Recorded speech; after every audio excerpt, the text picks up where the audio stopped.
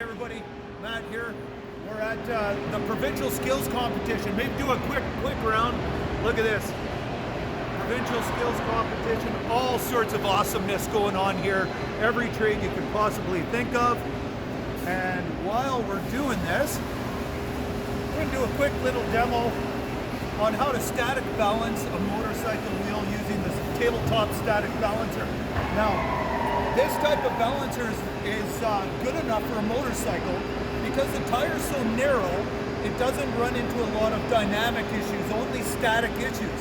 So this is known as a static balancer, and it'll offset the static balance but not the dynamic balance. So the way it works is it's just gravity. So the heavy side of the tire is always going to fall down. It's always going to fall down. So the way I like to do this, start with the valve stem on top so you have a good reference point, because you always need a reference point to start with, and get it nice and stable.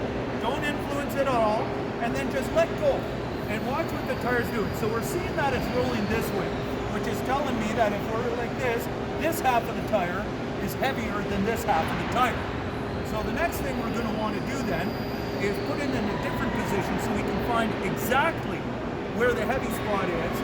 And what I like to do is just turn it a quarter turn. So now the valve stem's facing me, and I'll do the same thing. I'll stop, let go, and we see it's still floating that way. So now I'll do another quarter turn. Valve stem's on bottom.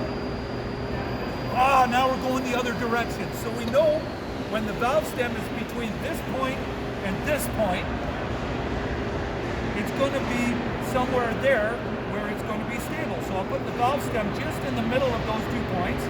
Then let go. We got a little bit movement that way. A little bit. Right there.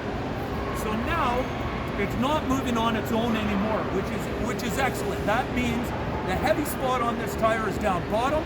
Sorry, the heavy spot's down bottom. The light side of the tire is on top, which means the top is where we require weights, right at this top portion here. So the trick is, you take a couple weights. Now this part is a little bit dynamic because you have to have some experience knowing how fast was the wheel turning to determine how many weights to put on, and this just becomes an experience thing.